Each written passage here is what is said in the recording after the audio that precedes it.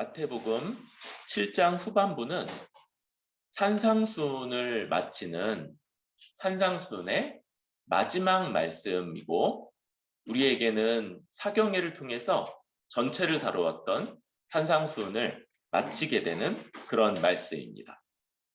그리고 국어를 조금만 할 줄 안다면 이 말씀을 몇 번만 읽어도 무슨 말씀을 하시는지 잘 알 수 있을 거예요. 이 말씀 오늘 역시나 그렇게 짧지 않은 말씀인데도 이 말씀에서 주님이 하시고자 하는 말은 내가 가르친 대로 행하라 라고 하는 이 한 가지 명령으로 요약할 수 있습니다. 그 말대로 내가 가르친 것 너희 잘 들었지? 그러면 그 말씀대로 행하면 된다. 그리고 반드시 그렇게 해야 한다. 이렇게 말씀합니다. 오늘 설교 끝? 그러면 좋겠죠. 그런데 여러분, 그게 좋은 게 아니고 약간 불친절한 거예요. 저는 그렇게 불친절하지 않습니다. 또 무엇보다 우리 주님이 얼마나 친절하신지 이 그냥 한마디로 야 가서 이대로 해 그리고 보내면 될 텐데 이걸 여러 가지 방식으로 설명해 주시고 또 설득해 주시는 거예요. 그래서 우리가 이 비교적 단순한 이 말씀을 이제 주님이 우리를 인도하시는 그 여러 비유들과 여러 설명들 또 설득의 이 논리적 구조를 통해서 그 말씀을 더 알아가 보고자 합니다. 여러분, 주님이 우리에게 어떤 가르침을 주셨어요? 그렇죠? 5장부터 해서 8가지 특징을 가지는 게 신자고, 그들은 세상에서는 핍박도 받고 조롱도 받고 또 손해도 겪지만 아주 복된 자들이다, 이렇게 말씀하셨어요. 그 다음에 우리가 이번 사경회 때 제대로 다루지 못했지만 바리새인들과 서기관들보다 더 나은 의가 있어야지만 하나님 나라 천국에 들어갈 수 있다. 바리새인과 서기관들은 어떤 사람이냐면요, 그들은 율법을 자기 나름대로의 방식으로 최선을 다해서 지켰어요. 사실 예수님이 바리새인들을 많이 혼내셔서 우리에게 약간 바리새인들 그러면 좀 나쁜 사람들 이런 이미지가 있는데요, 사실 그 당시 지배적인 이미지는 아주 존경스러운 이미지. 모든 백성들이 가장 칭송하며 저들만큼은 분명히 하나님 나라 들어갈 거야 라고 공인됐던 사람들이에요. 그런데 예수님이 어마어마한 파격으로 그들보다 더 낫지 않으면, 로우, 낫다는 거 아니에요? 그들보다 더 뛰어나지 않으면 너희가 하나님 나라 들어갈 수 없다. 그러니까 듣는 사람들 안에 어때요? 난리가 나는 거죠. 아니 어떻게 저들보다 더 높을 수 있지? 그런데 바로 그게 우리 주 예수 그리스도가 십자가를 통해서 성취하시는 의고, 그것을 믿는 자마다 한 명도 예외 없이 그 바리새인보다 더 높은 수준의 의를 성취한다는 거예요. 그래서 5가지의 계명, 살인하지 말라, 간음하지 말라, 맹세하지 말라, 악을 악으로 갚지 말라, 원수를 사랑하라. 이 계명들을 우리가 받았을 때 이것을 당시 바리새인들이 가르치고 또 지켰던 것보다 훨씬 더 높은 수준, 우리의 마음에까지, 우리 마음까지, 그냥 사람을 해하지 않는 것을 넘어서서 마음으로도 악한 감정을 품지 않고 마음으로도 그를 해치려고 하지 않는 것. 간음하지 말라는 말, 그래서 결혼하고 다른 여자를 만나지 않는 것만이 아니라 우리가 이 결혼 제도를 아주 소중하게 여길 뿐만 아니라 또 미혼일 때는 그것을 위해서 우리 자신을 가늠하지 않을 사람, 결혼을 했다면 가늠하지 않을 사람으로 우리 사람을 가꾸어가고 또 준비해 가는 것까지, 이것을 가장 적극적인 의미로 지켜내는 것. 우리 그렇게 하라고 주께서 명하시고 또 그럴 수 있는 사람들이죠. 6장 앞부분에서는 당시에 종교생활 혹은 경건생활의 3가지 핵심 요소를 다뤘어요. 그것은 구제, 기도, 금식이었고 이 중에 제일 많은 분량을 차지한 것이 기도였었죠. 그래서 기도해야 되고, 우리가 다들 이 현대 사회 속에서 기도하는 게 쉽지 않다는 걸 알기 때문에 우리가 함께 이것을 훈련할 계획을 갖고 있죠. 다들 기대가 많이 되죠. 그렇습니다.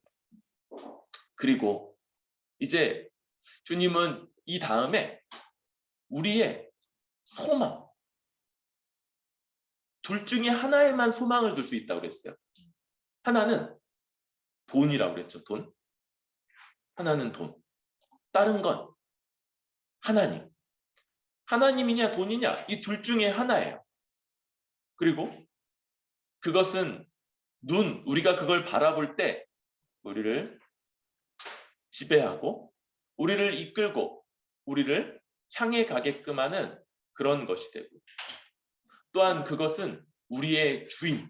그래서 우리가 그걸 추구한다고, 우리가 그걸 붙잡는다고 생각했는데 어느 순간인가 그것이 우리를 지배하고 그것이 우리의 주인 되게 되는 그런 일들을 벌이게 된다고 했죠.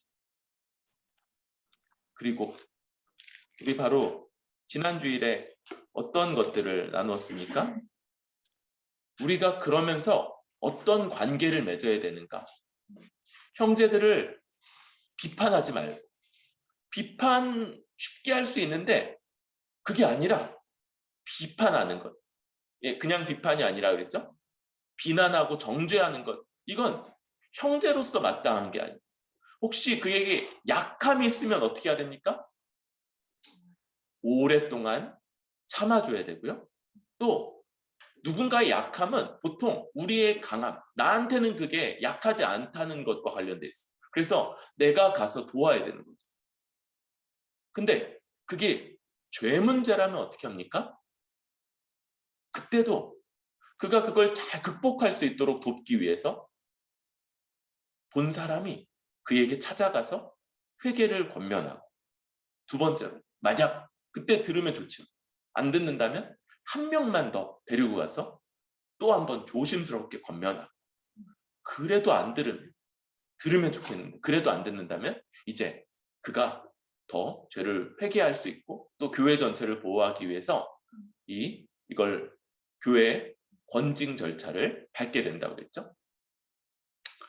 그러나 이건 역시도 하나님과의 관계, 확신, 기도하면 들으신다는 이 확신 속에서 그렇게 행하고, 모든 일을 황금률, 내가 받기 원하는 대로 먼저 행하라 라는 이 황금률에 따라 관계들을 맺어가야 된다.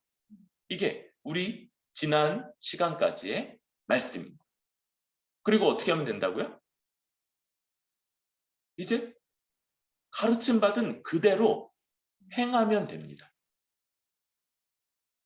그런데요, 그때 그럼 행하면 되는구나 이렇게 생각하는 게 너무 좀 나이브한, 아니란 생각일 수 있는 거.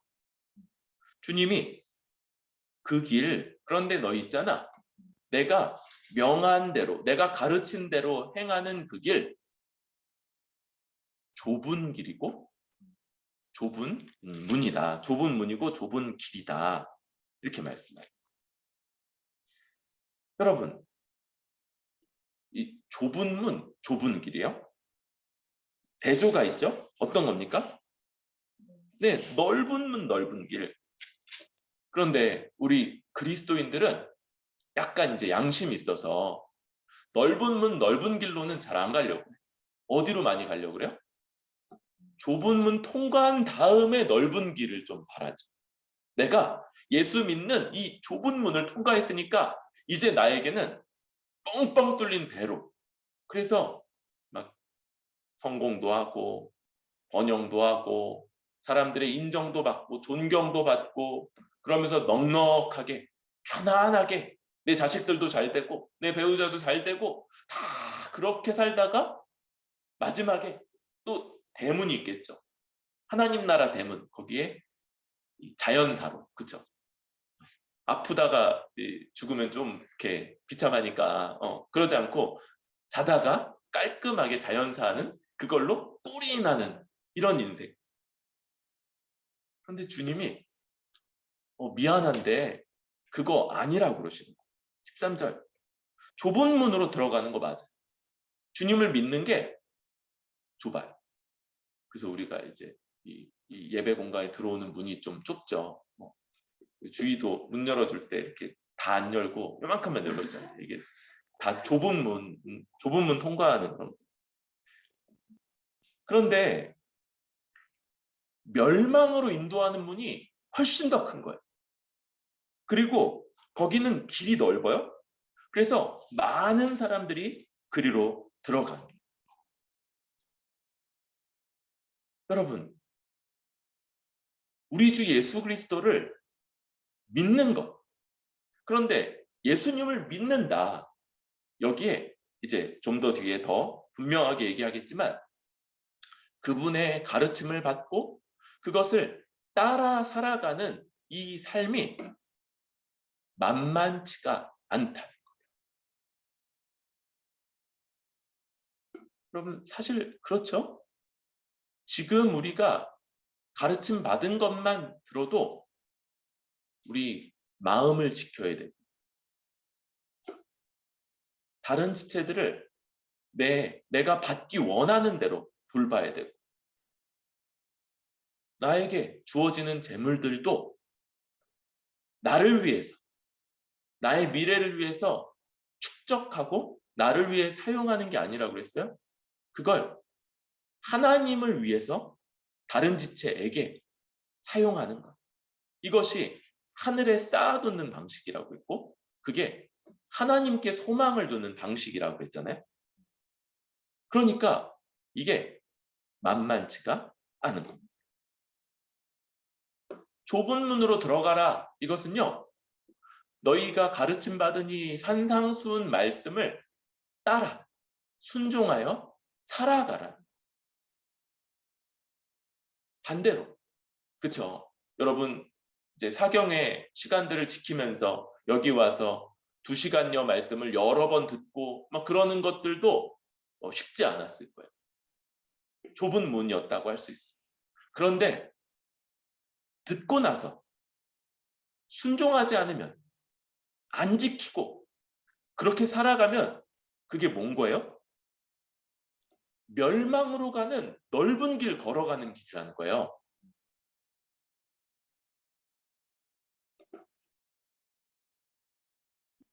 여기에 사람들이 아주 많습니다. 자기 자신을 신자라고 하면서 제자라고 하면서 예수 그리스도를 난 분명히 믿는다고 말하면서도 멸망으로 가는 넓은 길 걷는 사람들이 너무 많다.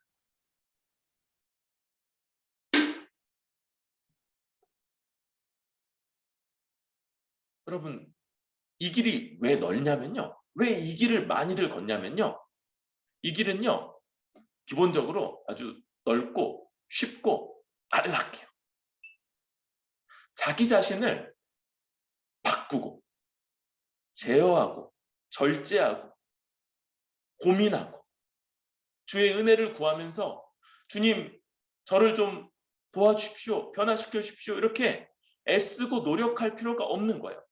그냥 자기 욕망을 그냥 고삐 풀린 말처럼 그냥 마음껏, 더군다나 신자, 자칭 신자, 제자라고 그랬죠. 그러니까 우리 주님의 들은 말씀들을 따라서 나름 정당하면서 나름 신앙적인 모습으로 가장하면서 그렇게 살아갈 수 있기 때문에, 그리고 아주 많은 사람들이 그 길을 따라 멸망으로 치달아가고 있다는 현실.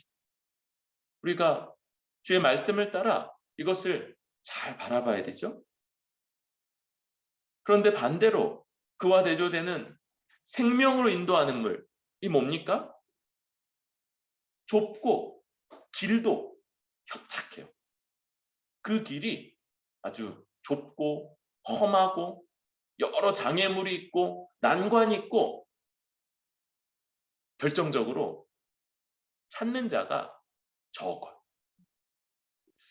여러분, 우리 종교개혁 이후의 역사 같이 나누면서 우리 시대에 아주 이 신복음주의가 영향을 많이 끼친 교회에 굉장히 설득력 있는 가치 하나, 대중성이라고 그랬죠. 사람이 많으면 그게 옳아 보이는 것, 그게 이 시대의 흐름이에요. 그런데 이 길은 어떻다고요? 적어요. 그 길 따라가는 사람이 적어.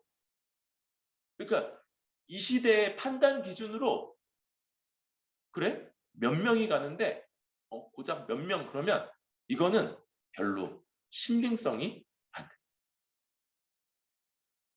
여러분, 그러니까 우리 내면의 욕망들을 그대로 풀어놓으면 안 되고요. 그렇게 해서 살면 어디로 간다고요? 미음. 예, 자꾸 그 말 쓰기가 약간 그래서 미음. 또 주의 말씀 듣고 그것에 순종하지 않고 따르지 않으면 어디로 간다고요?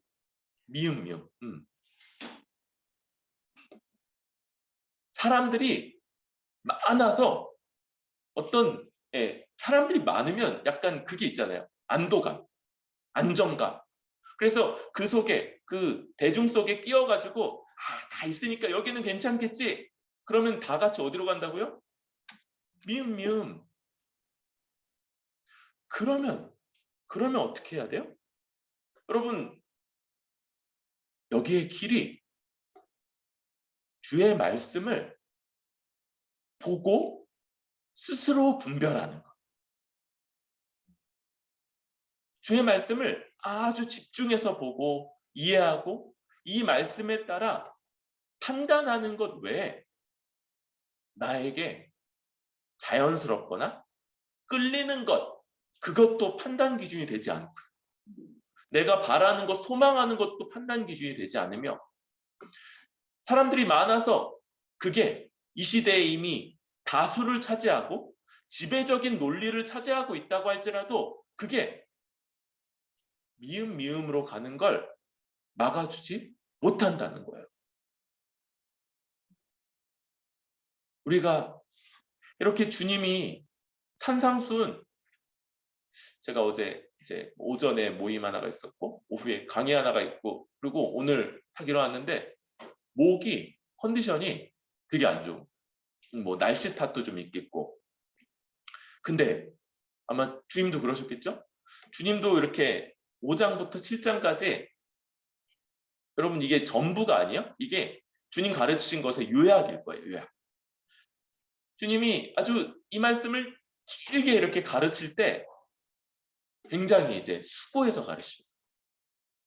그런데 그렇게 수고해서 가르쳐 주신 것들, 이걸 우리가 주의 깊게 보고 생각하고 바로 이 기준에 따라서 선택하고 행하고 판단하지 않으면, 그러면 방법이 없는 거예요. 좁은 문, 좁은 길.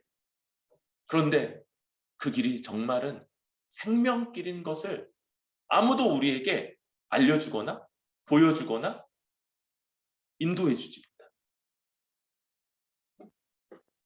우리는 주의 말씀, 그러나 주님이 바로 먼저 그 길을 앞서 걸으신 분이고 우리 모두에게 나를 따라오라고 말씀하실 뿐만 아니라 우리를 가르치셔서 또 도우셔서 그 길을 따라 걸으실 수 있게 하는 분이세요. 그리고 주님이 가르쳐 주신 것 중에 뭐가 있었어요? 기도가 있잖아요. 기도가. 그래서 우리 기도할 때 주님이 아주 6가지로 강조해서 반드시 응답될 거다. 반드시 응답될 거다 말씀하셨죠. 우리가 이 길을 따라 걷고자 할 때 그 지혜와 힘과 또 주님 어디로 가야 될지 모르겠습니다. 어떻게 가야 될지 모르겠습니다. 구할 때마다 주님이 얼마든지 우리 기도에 응답하시면서 그 길을 따라 걷게 해주시는 것. 무엇보다 우리 안에 이미 오셔서 내주하시는 성령의 도움 가운데 이 길을 따라 걸을 수 있다는 걸 우리가 한 번 더 기억할 수 있기를 바랍니다. 여러분, 주님은요, 우리를 거룩하게 살아가도록 도우실 수 있는 분이고 또 그러기를 원하시는 분이에요. 우리가 그런 주님의 이 간절함을 알고 기도한다면 주님 오늘도 거룩하게 살 수 있는 모든 힘을 허락해 주십시오라고 우리 4번째 간구에 기초해서 그렇게 구하면 주님이 얼마든지 우리를 도우시고 인도하셔서 거룩하게 살아갈 수 있게 하실 거다. 우리 이제 우리의 삶이 아주 달라질 거예요. 우리 내년 1월과 2월 이제 2달 동안만 우리 개인기도, 골방기도 훈련을 하면 우리 삶이 정말 많이 달라지고 정말 거룩하게 살아갈 수 있는 능력이 주님으로부터 날마다 공급되어서 신자답게 아주 능력 있게 살아갈 것을 확신합니다. 먼저 내가 가르친 대로 행하라 그럴 때 그게 이걸 주의해야 되는 건 그 문도 좁고 길도 험하고 그렇게 가는 사람들도 많지 않기 때문이라고 그랬죠. 그런데 그 말대로 행하기가 어려운 2번째 이유가 또 있습니다. 그것은 15절부터 20절까지 바로 거짓 선지자들, 거짓 선생들이 있기 때문입니다.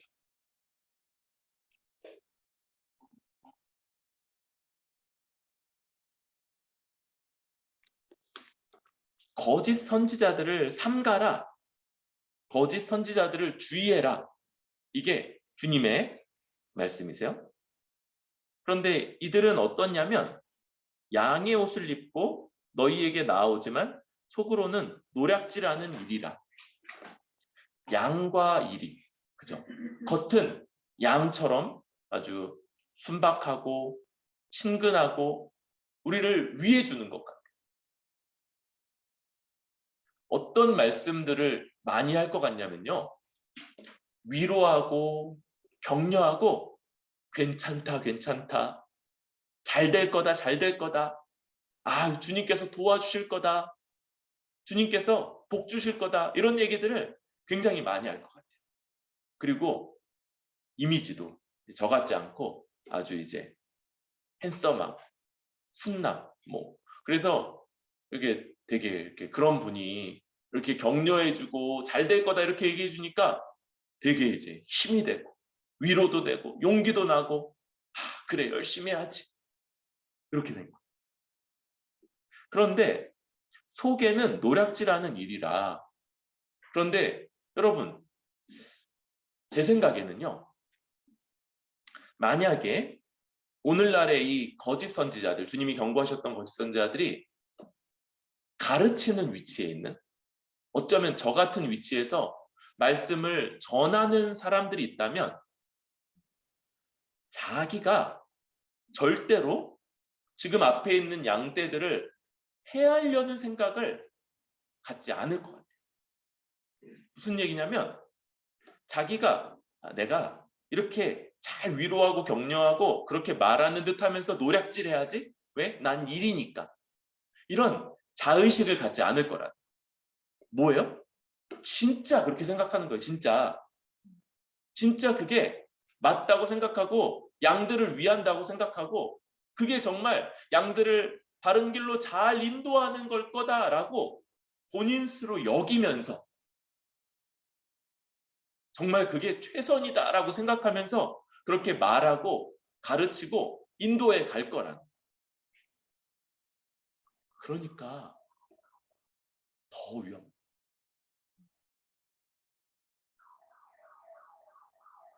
의도적으로 그렇게 한다면 어떤 순간인가 눈빛이 변하거나 뭐 이런 것들 뭐 있을지 모르겠는데, 자기도 정말 그게 양들을 위하는 거라고 얘기하면서 괜찮다, 잘 될 거다,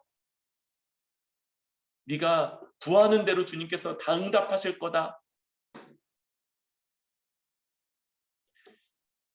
결정적으로요, 이 거짓 선지자들을, 거짓 선생들, 그리고 잘못된 가르침을 분별하는 게 뭐냐면요,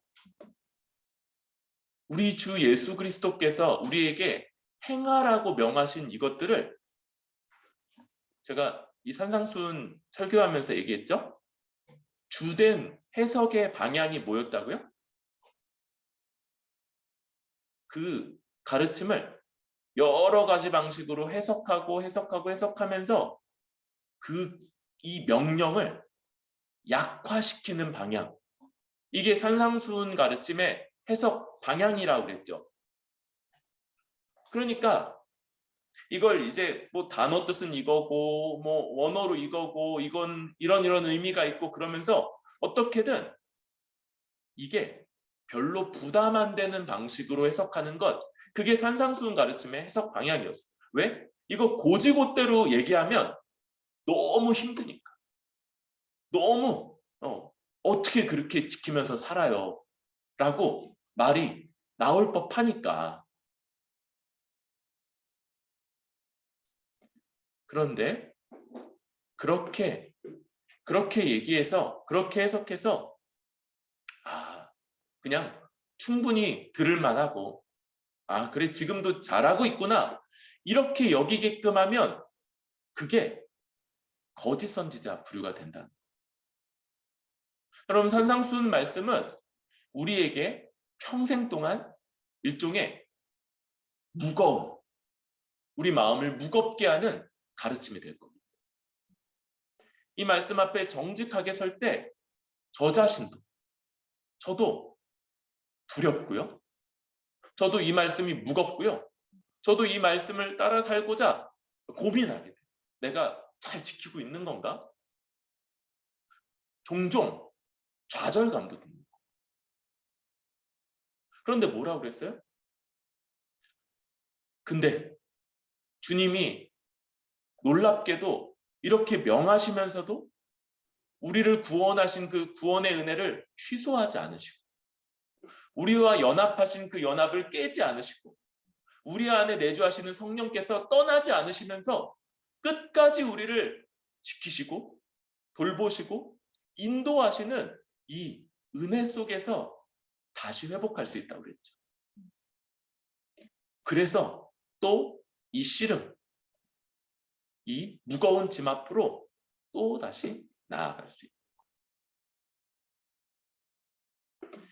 거짓 선지자들을 분별하는 첫 번째 기준이 바로 그들이 전하는 메시지. 대표적으로 넓은 길로 가도 된다 말하면, 여러분 주님 말씀 딱 대적하는 거죠. 그러나 이렇게 얘기 안 할 거예요. 왜냐하면 이렇게 하면 너무 티가 나니까. 괜찮아. 네가 기도하는 대로 다 응답될 거야. 주님이 네 마음 다 아시니까 네 마음 다 받아주실 거야. 여러분, 요 얘기들은 저도 쓸 수 있어요. 이건 어떤 상황에서 어떻게 쓰느냐에 따라 되게 달라요. 그런데 이게 주의 말씀을 따라 순종하고 내 안에 죄된 욕망을 꺾지 않아도 되고, 내 삶을 적극적으로 바꾸지 않아도 되고, 내가 구하는 것, 내 기도 내용을 바꾸지 않아도 되고, 이런 것들을 다 허용하는 방식이라면 그거 거짓 선지자의 메시지라. 특별히 그럴 때 이 하나님의 이미지 뭡니까? 네, 제가 많이 아는 그분 있잖아요, 그렇죠? KFC 그 수염 허허허 웃으시는 그 세상에서 제일 인상 좋으신 그 할아버지. 네. 그죠? KFC 간 지가 오래돼서 우리 잘 기억이 안 나는 것 같아요. 우리 조만간에 한번 가서 그분 한번 다시 이제 만나봐야 될 것 같아요. 모든 무슨 일을 해도 무슨 말씀을 해도 허허허 웃으시면서 괜찮아 괜찮아 하실 것 같은 그게 하나님의 대표적인 인상이고, 그걸 심판하지 않으시고 오직 사랑하시기만 하는 하나님. 여러분, 그런 이미지 가짜입니다. 하나님 절대 그런 분이 아니세요. 오늘 말씀에도 심판의 맥락이 매 이미지마다 들어있어요. 멸망. 19절에 아름다운 열매를 맺지 아니하는 나무마다 찍혀 불에 던져진다. 뒤에도 있죠. 내가 도무지 너를 알지 못한다. 이런 말씀들이 다 하나님이 얼마나 엄중하게 심판하시고 속지 않으시는 분인가를 우리한테 보여주는 거예요.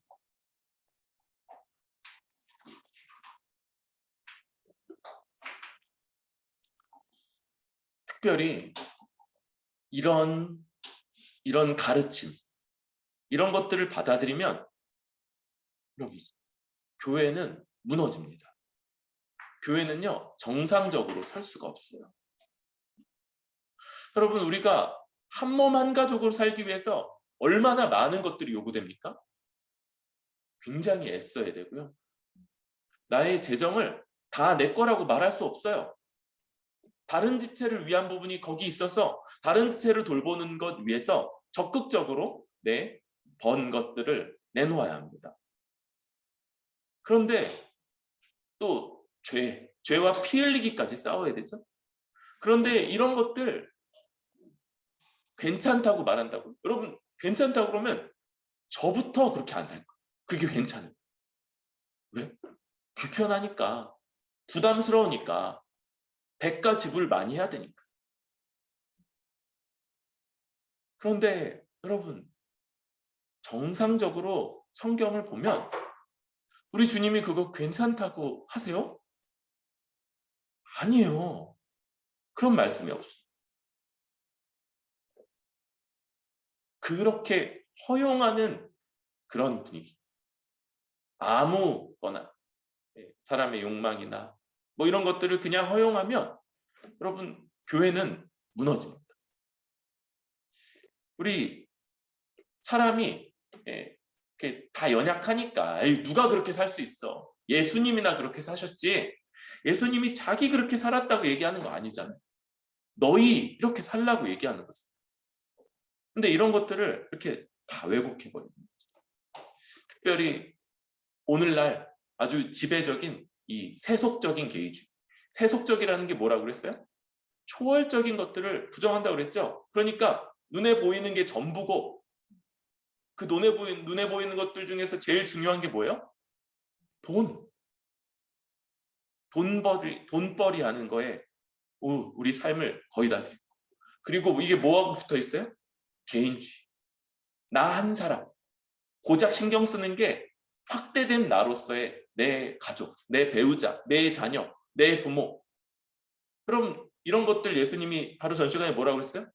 그런 것 불신자들도 다 소중하게 여기는 거 아니냐? 불신자들도 지 자식 위해서는 돈 펑펑 쓰지 않냐?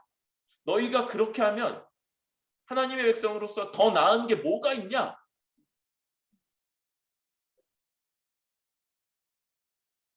결국 이런 것들이 용납될 때 신앙생활은 아주 위축되고요.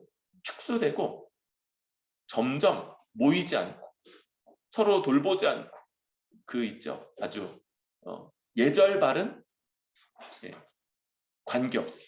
그래서 친절하게 웃으면서 안녕하세요 이렇게 인사하고, 그리고 실제로는 관계 맺지 않는, 서로의 삶을 얽히지 않기 위해서 최선을 다해서 피해가는, 예배 시간에 잠깐 앉아가지고, 그리고도 예절 바르게, 코로나 얼마나 좋은 핑계가 돼요. 그러니까 최대한 멀찍이, 그리고 예배 마치자마자 빨리 나가서 삶을 이제 얽히지 않게 하는 이런 방식. 이게 거짓 가르침을 용납할 때 교회에 나타나서 교회가 무너지는 모습. 여러분, 이런 모습의 교회들 혹시 어디 본 적 있나요? 어디 경험해 본 적 있나요? 놀랍게도 무너져 있는 교회인 거. 예배당이 무너지진 않았죠? 예배당 무너지면 큰일 나죠. 예배당이 무너진 게 아니고 그 교회가 교회로서 무너져 있는 모습이라는 거. 그러면서 주님이 어떻게 분별해야 되는가, 이걸 이제 비유를 바꾸시죠. 처음에는 양과 일이 그 대조였다면 이제 나무와 열매인 거예요. 이 나무와 열매 아주 너무 직관적인 거예요. 여러분, 여기 보니까 좋은 나무와 나쁜 나무가 있어요. 뭐 나무에 그런 게 있냐 그럴 때 우리 사람이 기준인 거죠. 유익하고 맛있는 거 내면 좋은 나무. 근데 쓸모없고 그러면 이제 악한 나무. 가시나무, 엉겅퀴, 이게 대표적인 나쁜 나무의 대표예요. 가시나무, 엉겅퀴. 근데 거기서 포도, 무화과, 요거 대표적으로 사람들을 유익하게 하는 그런 과일들이죠. 당시에 이 2000년 전에 당이 되게 없었던 시기죠. 단 게 없는 거예요. 단 게 우리에게 얼마나 이 기분 전환이 되는지 우리도 알잖아요. 그래서 힘들고 그러면 이제 단 거 먹으면 마음이 좀 풀리고 그러죠. 그런 것들이 좀처럼 없는 시대.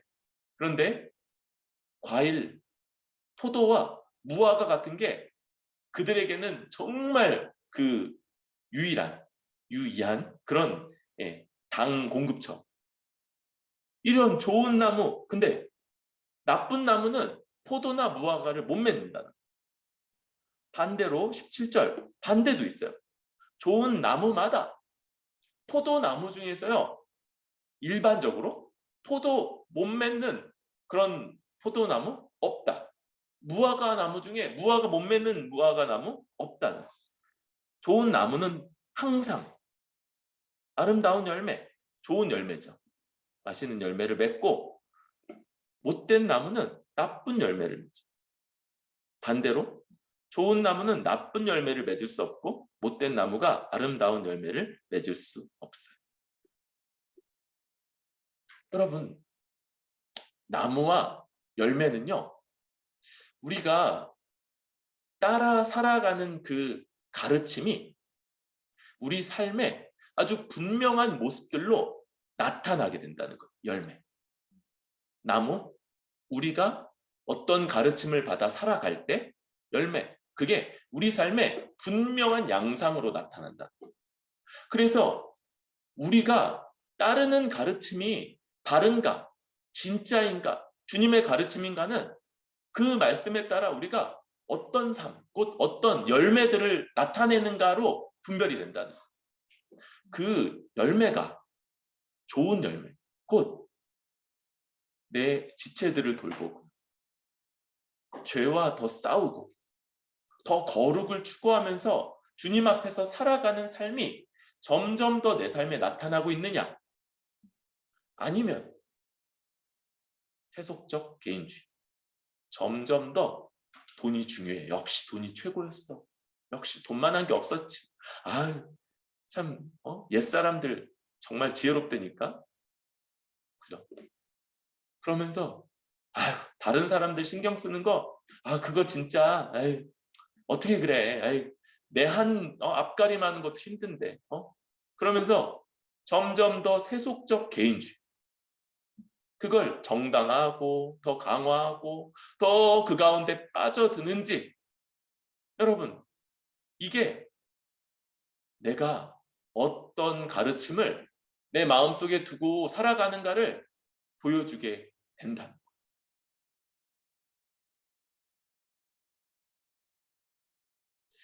여러분, 우리 교회는 이것 멸망으로 가는 길이다라는 걸 분명하게 가르치고 있어요. 제가 거짓 선지자 아니라는 얘기를 지금 하고 있는 거예요. 다른 지체들을 내 몸처럼 돌보며 살아가야 됩니다. 우리에게 있는 하나님이 허락하시는 물질, 돈, 이거 나 개인적으로 나만을 위해 쓰라고 주시는 게 아닌, 그건 일종의 다른 사람들을 돌볼 수 있도록 도우시는 자원인 거죠. 나를 위해서도 나도 살아야 되니까 나를 위해서 사용하지만 그 중에 상당 부분, 얼마만큼이 상당 부분이냐면요, 나에게 부담이 되는 부분. 이 뭐냐면 내가 내 쓸 것을 다 쓰고도 지나가다가 뭐 구세군 냄비 이런 것들이 있으면 넣을 수 있는 돈 있죠. 그거 얘기하는 게 아니라는 거예요. 내 삶을 조정하지 않으면, 그거 내 소득에서 먼저 떼지 않으면 드리는 게 불가능한 만큼을 다른 사람들에게 위해서 내어놓는 것, 그거 얘기하는 거예요.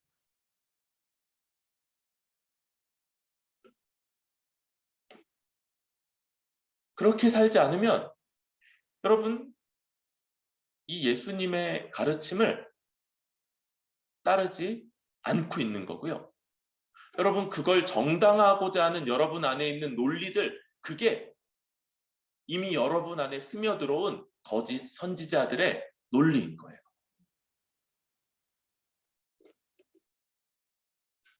여러분 그런 논리들을 용납하지 마십시오. 그게 망하게. 우리 안에는 하나님이 주신 이 양심이라는 기능이 있어요. 그래서 주님의 말씀을 내가 인정할 때 그 말씀을 어기면 양심이 경고를 해줍니다. 그래서 내 마음이 편하지 않은 거예요. 불편해요. 그런데 이 양심을 마비시키는 그 논리들이 저 거짓 선지자들의 가르침인 거예요. 괜찮다. 그 얘기 듣고 있잖아요. 그런 논리들에 익숙해지잖아요. 그러면 이 양심의 경고를 이제 더 이상 울리지 않게 만드는 그런 마스터 키 같은 역할을 해줍니다. 그리고 괜찮아. 난 잘 살고 있어. 나는 괜찮지. 그리고 마지막에 주님이 뭐라고 그러시냐면 아름다운 열매를 맺지 아니하는 나무마다 찍혀 불에 던져지느니라. 아주 대표적인 최후 심판의 이미지죠. 찍혀서 불태워진다.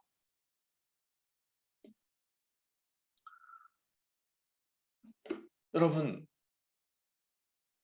주님이 거짓 선지자들을 삼가라, 우리가 어디선가 들었던, 굉장히 어쩌면 괜찮아 보이는 목사님께 들었던 어떤 논리들이 우리 안에서 주님의 말씀을 순종하지 않으면서도 괜찮다, 주의 몸된 교회를 위해서 한 몸 한 가족으로 살기 위해서 애쓰고 발버둥 치지 않으면서도 괜찮다 여긴다면 이미 우리 안에 들어와 있는 이 거짓 선지자들을 지금 당장 내쫓아 버리시기를 바랍니다.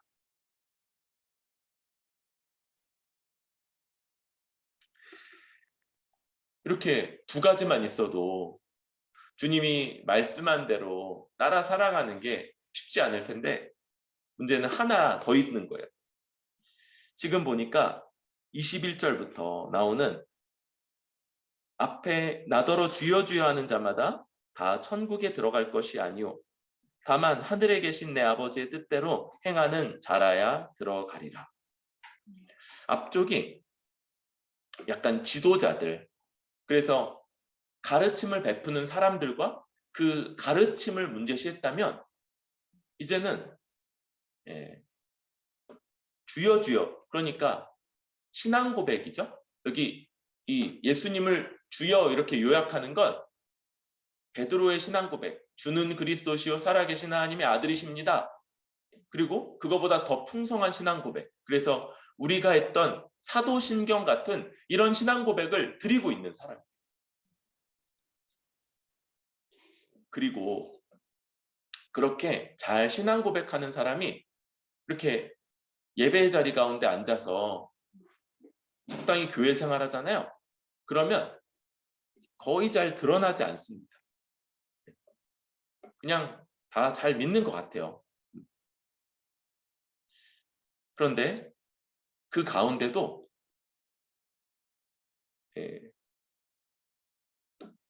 주의 뜻대로 행하지 않는 거짓 신자가 있다는 것. 여기서 신앙 고백은 굉장히 중요한 거긴 해요. 그런데 신앙 고백 단독으로는 구원을 보장하지 못한다는 걸 주님이 강조하시는 겁니다. 여러분, 이 신앙 고백, 그래서 예수님과 그분의 십자가 사역, 그리고 하나님 나라에 대해서 체계적으로 깊이 풍성하게 알아가는 게 필요하죠. 그리고 그걸 나의 고백으로, 내가 내 고백으로 입으로 말하는 것, 이게 굉장히 중요해요. 이 신앙 고백은 그래서 잘 점검되어야 되고요. 그리고 이게 더 깊어져야 되는 거죠. 로마서 같은 곳에서 이렇게 말하죠. 내가 만일 내 입으로 예수를 주로 시인하며 또 하나님께서 그를 죽은 자 가운데서 살리신 것을 내 마음에 믿으면 구원을 얻으리니 사람이 마음으로 믿어 의에 이르고 입으로 시인하여 구원에 이르느니라. 그래서 이런 마음으로 믿고 입으로 시인하는 것, 이건 같은 걸 얘기해요. 왜냐하면 마음은 보이지 않으니까 마음으로 믿는다는 걸 입으로 하는 말로써 표현해내는 거다, 이렇게 봐서 입으로 고백할 때 그가 믿는구나, 이렇게 보게 된다는 거예요. 그래서 신앙 고백은요, 구원의 필요 조건. 구원에 있어서 이 신앙 고백이 반드시 필요합니다. 반드시 예수님에 대해서 자기 안에서 그분은 어떤 분이셔라는 이 고백, 이게 있어야 되고요. 그리고 이게 상당한 내용을 갖고 있어야 돼요. 내용 없는 신앙 고백, 이런 거죠. 예수님은 좋은 분이야. 김연아도 얼마나 좋은 사람이에요. 그렇죠? 네. 그 우리 성함은 잘 모르지만 그 KFC 할아버지도 딱 얼마나 좋아 보여요. 그런데 그분들이 우리를 구원하지 못하잖아요. 왜? 예수님에 대해서 아주 분명한 신앙 고백이 필요해요. 근데 여기는 이제 그 필요하다는 얘기하는 부분이 아니죠. 문제는 뭐예요? 그걸 충분 조건이라고 여기면 안 된다. 나는 신앙 고백했으니까 이제 믿는 거고 구원은 따놓은 당상, 이렇게 말하면 틀렸다. 주님이 이 아주 중요한 신앙 고백과 함께 이제 여기서 우리에게 요구하시는 기준은 내 아버지의 뜻대로 행하는 것, 행하라라는 거예요. 행하라.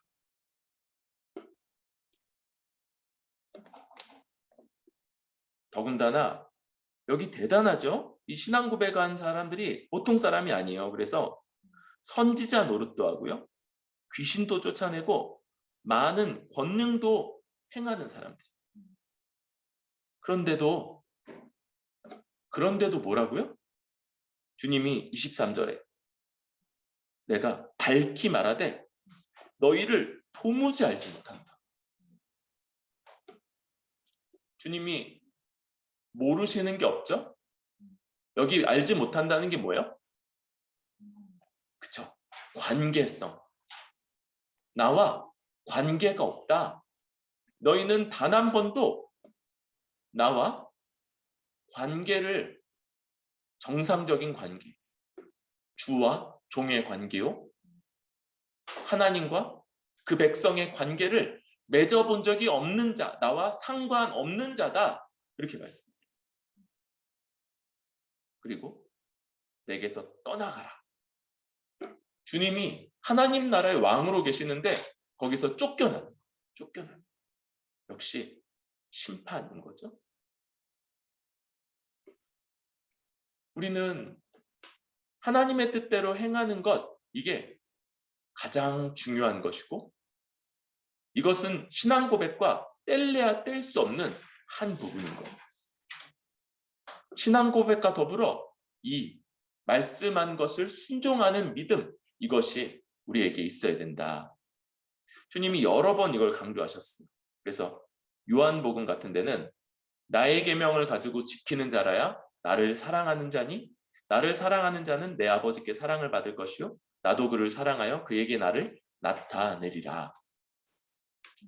그리고 주님께 순종하는 건 뭐예요?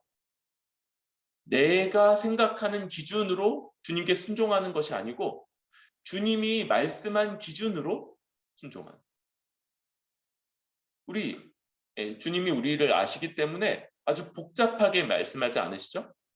우리에게 딱 그래서 기억해야 될 것 뭡니까? 10계명이죠. 10계명. 그런데 살인하지 말라고 그랬으니까 나 오늘도 한 명도 안 죽였어. 괜찮아가 아니고 가장 적극적인 의미에서의 살인하지 않은. 그래서 마음속으로 다른 사람을 향한 미움이나 원망이나 시기, 분노 이런 것들도 담지 않는 방식으로 그 말씀을 지키는 삶. 이게 주님이 우리에게 명하시는 것이고 이것.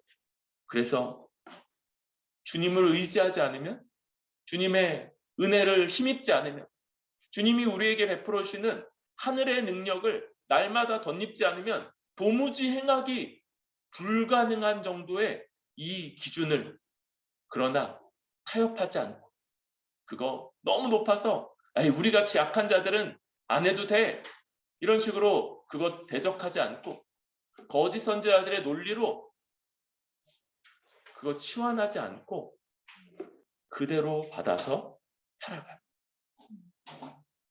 그리고 마지막 비유. 그런 자들이 뭡니까? 바로 반석 위에 집을 세우는 거죠. 우리 진우가 이 비유는 잘 이해가 되겠다. 그래도 토목을 좀 공부를 해봐서. 그래도 우리 상식이죠.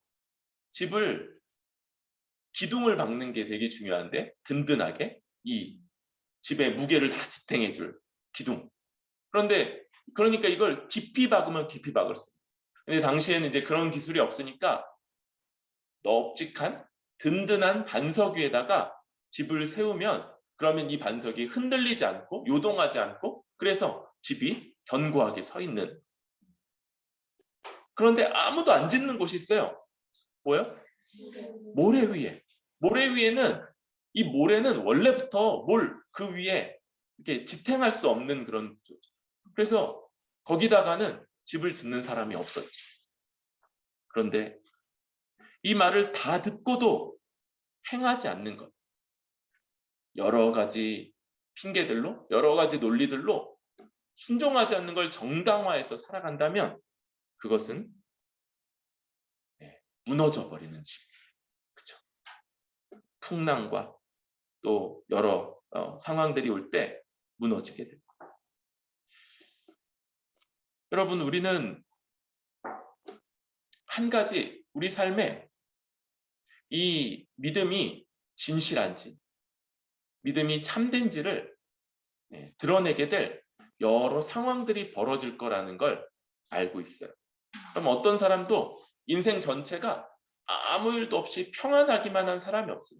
그런 거는 이 드라마에서만 나오고 모든 사람의 인생은 그 사람만의 큰 고민들, 걱정들, 근심들 이런 것들이 다 있어요. 그런데 그런 일들이 우리 가운데 벌어지면서 뭐예요? 이 비바람과 풍랑 역할을 해주는 거. 창수. 그래서 우리 믿음이 진실한지 우리가 정말 견고한 반석, 주의 말씀과 그것을 듣기만 하지 않고 실제로 행하는 그런 삶 가운데서 아주 견고한 집을 쌓아가고 있는가? 아니면 기초가 이상해서 그래서 그냥 조그만한 일이 있어도 그냥 무너져 내리는 그런 믿음인가? 이런 것들을 보여주게 될 겁니다.